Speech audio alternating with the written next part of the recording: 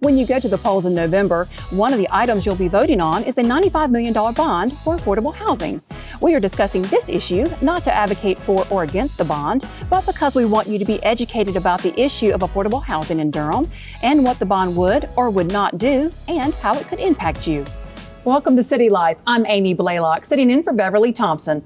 Joining me to talk about the bond referendum are Reginald Johnson, Director of the city's Community Development Department, and Karen Lado, Assistant Director of Strategy for the Community Development Department.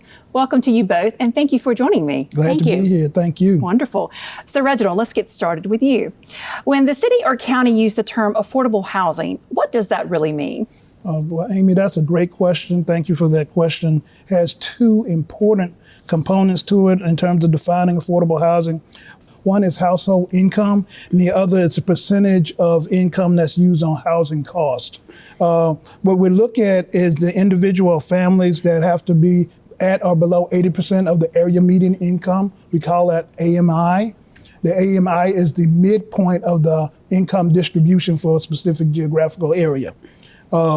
The rule of thumb is that no more than 30% of the household's income should be used on housing costs. That includes a mortgage, insurance and taxes for home ownership, and rent and utilities for rental.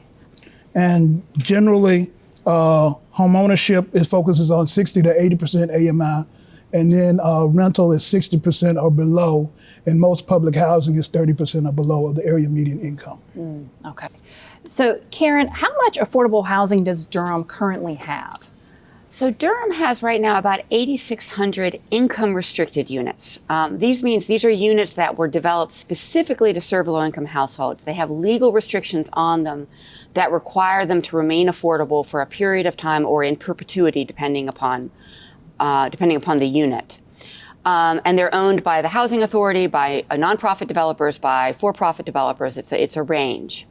In addition to that, in fact, most low-income households live actually in market housing, just privately owned, either for sale or rental units. Some of those fall in the affordable range, but the primary difference with income-restricted units is that there is no restriction, which means that as market conditions change, the cost of these units could rise and they could become unaffordable.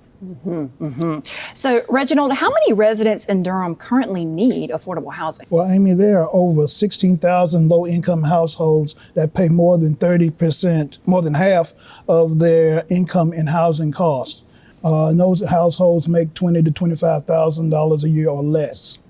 There's another 15,000 households that pay between 30 and 50% of their income in housing costs. And together, these represent about 30% of Durham's households. And you can imagine that the lower the income, the greater the challenge in terms of paying household costs. So, Karen, what are some of the factors driving Durham's affordability problems? Well, there are really multiple factors at play. First of all, we have a legacy of inequality that now is being exacerbated by rapid growth and really national trends of disconnect between housing costs and wages. So starting with even before prices ran up in Durham, we had people who were struggling with housing costs. We had a problem with poverty. And it is not an accident that African Americans were disproportionately impacted. You know, just on the housing front, redlining, discriminatory lending, exclusionary zoning have all been policies and regulations that have made it difficult for communities of color to build wealth, to increase their income and compete in the housing market.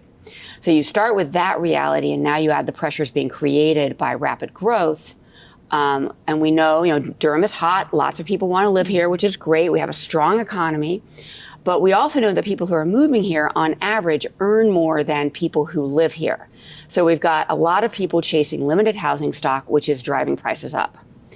And really what we're seeing in Durham is symptomatic of what we're seeing across the country in strong market cities, where there is a real and growing disconnect between changes in housing prices and changes in wages. And this is important because you really need to think about the housing problem as both a housing problem and as an income problem. Because if people earned more, then they could afford more in housing, and you wouldn't really need to deal with the housing unit side of the problem. So Reginald, whether the bond passes or not, one way or another, it sounds like more affordable housing is needed. Is that correct? That is correct, absolutely correct, Amy. And the general expectation is that Durham and the Triangle are going to continue to grow. And with that growth is going to bring increased pressure on housing costs. So, Karen, what has been Durham's affordable housing strategy until now? So City Council adopted several affordable housing goals that have really been guiding our work since 2017. A primary focus has been on meeting the needs of the lowest income Durham households that are most cost burdened. So that has translated into a big focus on production and preservation of affordable rental units, because at the low end of the income spectrum, it's really a rental housing that is the appropriate solution. It has also translated into an increased focus on addressing homelessness and really trying to ensure that if people do experience a housing crisis in Durham, that it is brief and that we are able to place individuals and families back into permanent housing as quickly as possible. So the second big strategy, besides, in addition to kind of the focus on production and preservation of rental units, is neighborhood stabilization. And that is really trying to focus on stabilizing those communities that are experiencing the greatest price increases. And that has both kind of a unit side to it and a people side to it. On the unit side, we're really trying to target the production and preservation of affordable units, whether they are for sale and rental, to these neighborhoods that are experiencing significant price appreciation. And we're also trying to address low-income residents, both renters and owners, who are being impacted by housing market changes. So on the people side, it really is focusing on rehab and repair for low-income homeowners so they can stay in their homes. It's focused on legal assistance for renters who are facing eviction to try to help them stay in their unit if possible, or to exit in a way that doesn't damage their credit history if not possible. It's focusing on trying to work with homeowners, for example, around property taxes, programs that really help people stay in their housing as the market changes. So if the bond passes in November, how will it impact that strategy? So what it will do is it will let us do more of what we're doing, kind of scale up what we're doing. So at a basic level, produce and preserve even more units. In addition, it will let us do things that we currently don't have resources to do. So for example, we would propose to roll out a down payment assistance program to help low-income would-be home buyers actually afford the home they want to purchase. Another program that we'd be rolling out would be employment and training, targeting low-income residents, including both housing authority residents as well as community residents, to train them for construction jobs in some of the projects that are being funded with the bond. It goes also to what you said earlier about the income issue. Which is back to trying to say, circle. Let's think about both the income side as well as the housing side. So then I have to ask, if the bond doesn't pass, how will it impact your strategy moving forward? If the bond does not pass, it will impact our strategy in that it will move much, much slower than what we have planned. Okay, I see. So, Reginald, can you speak specifically to some of the activities the bond funds would help support if it's passed that Karen hasn't already mentioned? I'll be glad to. The main thing is that with the Durham Housing Authority, we'll be seeking to convert public housing into mixed income, mixed use developments. Mixed income are developments that include a range of incomes that can include those that are with affordable housing as well as those above 80% of the area median income. And also include mixed-use developments. Mixed-use developments are developments that include residential, retail, and maybe even office components to them. Why is mixed use a good thing? Income and development. Mixed income is important. There's studies that show that, for example, kids do better when there are a range of incomes and they see people doing a range of different things in their community, their immediate community. There are studies that show that those communities are very stable when there's a range of incomes. In terms of mixed use, there is also great development prospects for having rental, retail, as well as office combined in similar space, in the same space, same building. Okay. And I think you mentioned too, down payment assistance for low-income home buyers would be something. Exactly, as well as production and preservation of affordable rental units, which is also a key component of the bond referendum. Okay, great. So Karen, if those things were able to happen, how much affordable housing would be available in Durham? So we're projecting that through the bond and the entire program, we would be able to create 400 homeownership opportunities. As that would be both new units for low-income home buyers, as well as acquisitions through down payment assistance. 1,600 new affordable rental units, coupled with the preservation of 800 rental units, and those preservation units would include housing authority units, as well as existing income restricted or market rate units that are converted to affordable use. It would help us to find permanent housing for 1,700 individuals and families that are experiencing homelessness. And it would help us what we call stabilize 3,000 households. Stabilization includes helping families that are facing eviction find stable housing either where they are or in another place, helping low-income elderly homeowners stay in their unit with repair and rehabs or with property tax assistance, providing emergency rental assistance to households that are experiencing a housing crisis, that kind of assistance. Mm-hmm. So with Karen, would that be enough to meet demand?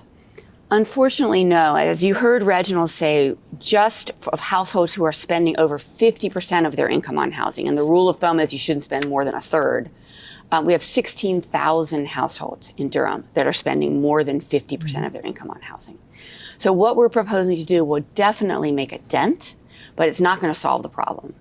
Solving the problem is really going to take a concerted focus that really includes both a unwavering focus on housing production and preservation, as well as really robust programs to address the income side of the equation. Mm-hmm. So, Reginald, where would the affordable housing be located if the bond passes and this funding comes through? Well, affordable housing will be actually located across the city.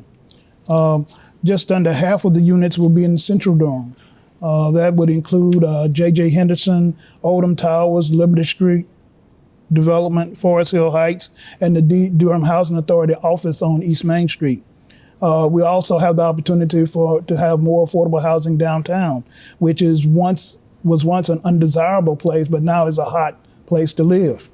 And then over half the units will be either rental or for sale across the city. Wow. Okay. So, Karen, how much of the affordable housing would be dedicated to homeownership versus rental? So as I mentioned, we are envision creating about 400 homeownership opportunities coupled with programs to stabilize existing homeowners, and about 1,600 new multifamily rental units, and along with preserving 800 rental units. And I think it's important to note that this is always a balancing act when you have housing policy. You always have to really balance as a community your investment in meeting the greatest housing needs. How do you help people who are completely unsheltered? Or how do you help people who are paying for housing at the expense of food with programs that really help people build wealth through homeownership? They are both really important goals. There is no right answer to the balance. Every community has to set the balance, and this is the balance that leaders in Durham have set. Mm-hmm. So, Reginald, will the public housing redevelopment happen whether the bond passes or not? Yes, it will happen, but it'll be much, much slower. Mm-hmm, mm-hmm. And Karen, if the bond passes and these projects do happen, would anyone be displaced from their homes? So no, people would not be displaced, and that's an important question to address. We generally worry about displacement when an occupied building is purchased and it's going to be demolished, it's going to be rehabilitated, and people are going to be asked to move. So the Housing Authority is in fact planning to, rehabilitate and or demolish and redevelop its sites. But, and this is an important but, DHA is legally obligated to replace every public housing unit that is taken offline with the exact same unit in terms of the incomes that it serves. And DHA residents have the right to return to the new housing under the same terms as they currently live, which is to say they can't all of a sudden have new eligibility requirements that didn't exist before, and they can't be asked to pay more in rent. The rent standard remains the same, 30% of adjusted household income. So we do anticipate that people will be displaced or temporarily relocated while projects are being redeveloped, but they will receive assistance with the move. They will receive a comparable unit. So if you live in a 3-bedroom now, you're not going to be asked to live in a 1-bedroom during the temporary phase. You'll receive a comparable unit, and then you'll have the first right to come back to the new buildings when they're completed. So, Reginald, I know this question is probably top of mind for many of our viewers. What would passing the bond mean for Durham's taxpayers? The bond passing will mean an increase of 1.6 cents per $100 of assessed value of a person's property. That means about maybe $37 a year more, $3 a month for the next 20 years for the average $1,200 tax bill on a $230,000 house. Which I believe is the median house value for the city of Durham. That's correct. Okay, so what would not passing it mean for Durham's taxpayers? If it's not passed, there would not be an increase to pay for a bond referendum, but the need that we have still exists. Gotcha. So, Karen, how can people find out more about the bond referendum and voting on November 5th? For information on the bond referendum, you can go to bit.ly/housing-bond. And for information on where to vote, it would go to dcovotes.com. That's dcovotes.com. Wonderful. That's where you can get registration information. Registration information, where your polling places, hours, all of that. Okay. And this will be on the November 5th ballot, correct? This will be on the November 5th ballot. 5th. Wonderful. Well, this has been fantastic and very informational for our viewers regarding the bond referendum that's going to be on the ballot on November 5th. And I thank you both so much for joining me. Thank you. Welcome. Thank you. That does it for City Life. Don't forget to follow us on social media, watch us on the Durham Television Network and on YouTube, and listen to our podcast on iTunes. I'm Amy Blalock. Thank you for joining me to learn more about City Life in Durham.